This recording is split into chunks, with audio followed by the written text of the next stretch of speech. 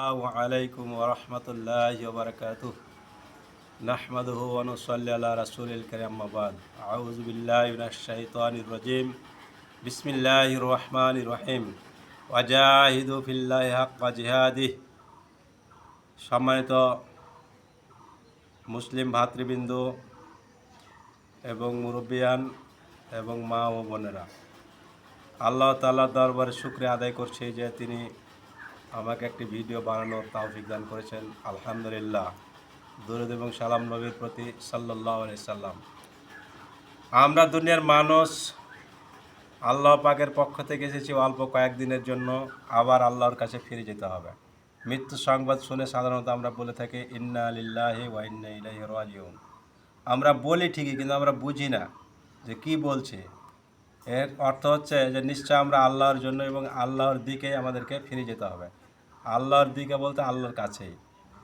তা আমরা যে যতই বড় বাহাদুর হই, প্রেসিডেন্ট, জজ, ম্যাজিস্ট্রেট যেই হই না কেন, আমাদেরকে আল্লাহর কাছে যেতেই হবে, কোনো উপায় নেই। মরণ থেকে বাঁচার কোনো উপায় নেই, এই কথাটা আমরা সকলে জানি, বুঝি, তারপর আমাদের মনে থাকে না। তো এই কয়েকদিনের জিন্দেগি, আল্লাহ পাক বলছেন অমাল হায়াতুদ দুনিয়া ইল্লা মাতাউল গুরুর। এই দুনিয়ার জীবনটা একটা ধোঁকার সামগ্রী ছাড়া আর কিছুই নয়। আল্লাহ পাক আরও বলছেন বাল তুসিরুনাল হায়াতাদ দুনিয়া ওয়াল আখিরাতু খায়রু ওয়া আবকা। বরং তোমরা দুনিয়ার জীবনকে প্রাধান্য দাও, অথচ আখেরাত হচ্ছে উত্তম এবং স্থায়ী। আল্লাহ রাসূল সাল্লাল্লাহু আলাইহি সাল্লাম বলেন যে আল্লাহর কসম, আখেরাতের তুলনায় দুনিয়ার জিন্দগিটা এমন যেমন তোমাদের কেউ সমুদ্রে একটা আঙ্গুলে চুবাই, অতঃপর তুলে দেখো কতটুকু পানি এসেছে। সমুদ্রের তুলনায় আঙ্গুলের অগ্রভাগস্থ পানি যেমন সংক্ষিপ্ত, আখেরাতের জিন্দিগির তুলনায় দুনিয়ার জীবনটা অনুরূপ সংক্ষিপ্ত।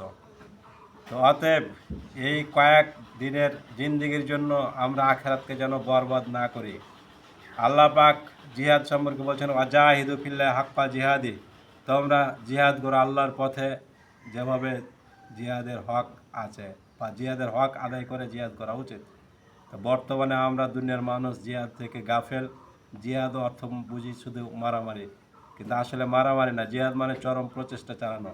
আল্লাহর এই জমিনে আল্লাহর দ্বীনকে প্রতিষ্ঠিত করার জন্য সর্বাত্মক প্রচেষ্টা চালানো হচ্ছে জিহাদ।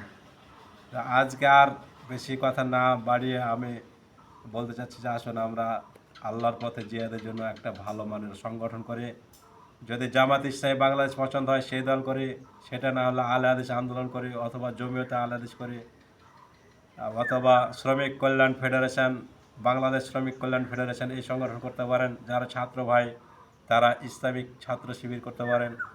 এরপরে যারা ছাত্রী রয়েছেন তারা ইসলামিক ছাত্রী সংস্থা করতে পারেন। এরপরে যারা মহিলা রয়েছেন তারা জামাত ইসলামী বাংলাদেশ মহিলা বিভাগ, এই বিভাগে কাজ করতে পারেন।